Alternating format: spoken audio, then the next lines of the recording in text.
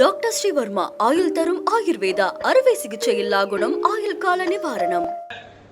நம்முடைய பிரதமர் மோடி அவர்கள் இரண்டாவது முறையாக இஸ்ரேலுக்கு சென்றிருக்கின்றார்.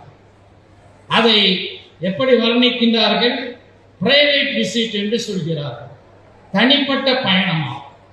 அது என்ன பிரைவேட் விசிட் என்பதை பல ஊடகங்கள் வெளிச்சம் போட்டு காட்டியிருக்கின்றன.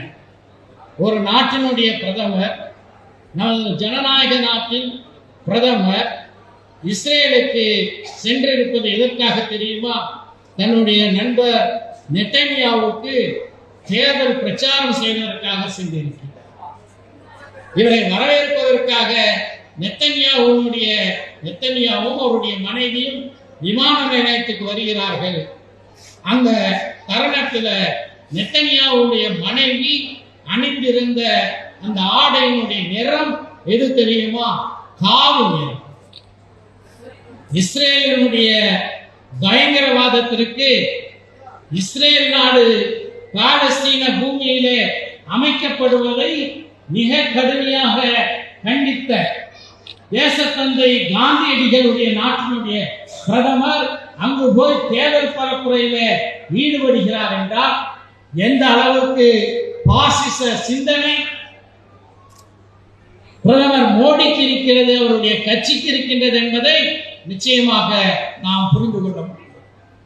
இப்படியான வரலாறுகளை எல்லாம் இஸ்ரேலுக்கு எதிராக நாடாளுமன்றத்தில் முழங்கியவர் நம்முடைய அண்ணன் வைகோ அவர்கள் என்பதை இந்த நேரத்தில் நினைவுபடுத்த கடமைப்பட்டிருக்கிறார்.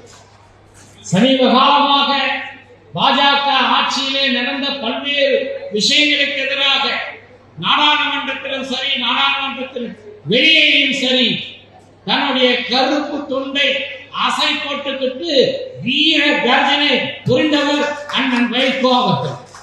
குறிப்பாக குடியுரிமை திருத்த சட்டம் என்ற ஒரு சட்டத்தை ஒன்றிய பாஜக அரசு கொண்டு வந்த போது அதை கடுமையாக எதிர்த்து இயக்கம் நடத்தியவர் அண்ணன் வைகோ அவர்கள் என்பதை இந்த நேரத்தில் நான் மறவாமல் சுட்டிக்காட்ட விரும்புகின்றேன். இப்படியான சிறப்பு மிகுந்த ஒரு தலைவராக மாமா என்று அன்போடு, அது மாமா என்று அழைப்பது சென்னைவாசிகளுக்கு என்னடா இது, ஒரு கட்சியின் தலைவர் வேறொரு கட்சியின் தலைவரை மாமா என்று கூப்பிடுகிறாரே என்ன? தென் தமிழ்நாட்டிலே நிலவக்கூடிய சமூகங்களுக்கு மத்தியில் மாமான் மச்சான், அண்ணன் தம்பி, தாத்தா பேரன் என்ற அளவிலே சமூகங்களுக்கு இடையிலே இருக்கக்கூடிய ஒரு நல்லிணக்கம் தென் தமிழ்நாட்டுக்கு உண்டு. அந்த வகையிலே தான் நான் மாமா வைகோ என்று இங்கே குறிப்பிடுகின்றேன். இப்படியான அமைதியான தமிழ்நாட்டை, சமூக நல்லிணக்கம் தலை தோங்கி இருக்கக்கூடிய தமிழ்நாட்டை, தமிழ்நாட்டினுடைய இந்த சகோதர வாஞ்சையை ஒழிக்க வேண்டும். இங்கு நிலவக்கூடிய சமூக நல்லிணக்கத்தை அழிக்க வேண்டும்.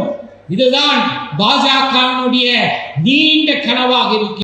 டாக்டர் ஸ்ரீவர்மா ஆயுள் தரும் ஆயுர்வேதா அறுவை சிகிச்சையில்லா குணம் ஆயுள் கால நிவாரணம். Branch express courier private limited. Domestic international cargo. உங்கள் இல்லம் தேடி வந்து கொரியர் புக்கிங் டெலிவரி செய்து தரப்படும். என்றும் உங்களுடன் மை இந்தியா. முக்கிய செய்திகளை உடனுக்குடன் தெரிந்து கொள்ள சப்ஸ்கிரைப் பண்ணுங்க, பெல் பட்டனை பிரஸ் பண்ணுங்க. என்றும் உங்களுடன் மை இந்தியா.